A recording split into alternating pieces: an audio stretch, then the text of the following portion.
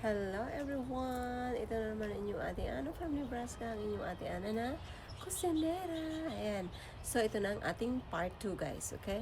At hindi kasya doon sa 10 minutes na time sa part 1 natin ng ating Shein haul. Ayan. So, this is our part 2. Ayan. So, i-continue natin guys kung ano yung aking mga nabili sa Shein. So, hindi ko alam kung pang ilang item na to. Basta, ayan guys, may napili akong tawag dito yung yoga pants. Ayan.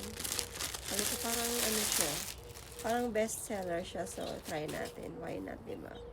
Ayan. Cutesy. Ayan.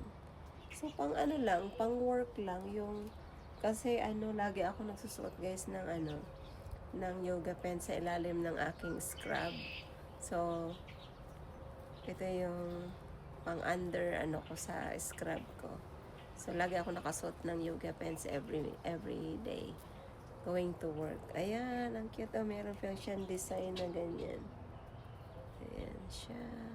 So, this one is size small. Yeah, this one is size small, guys. Small size. So, ayan. Isa lang yata yung na-order kong ganito. Kasi marami naman ako. Sabi ko, i-try ko lang to kasi mahilig ako sa mga black na stretchable na leggings o yoga pants or how you call it. Pero, lagi kong tinatawag to leggings. Ayan, guys. So, this one I think is $11 only. Then, we have this. I think this is like the crop top.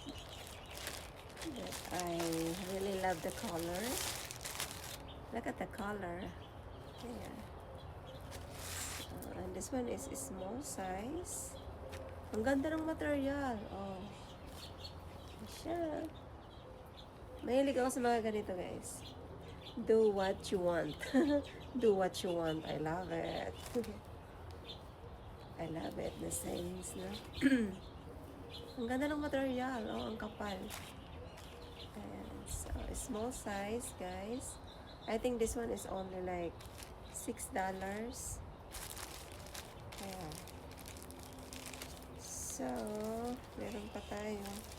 Huwag natin ilagay muna sa plastic para hindi maubos yung oras natin.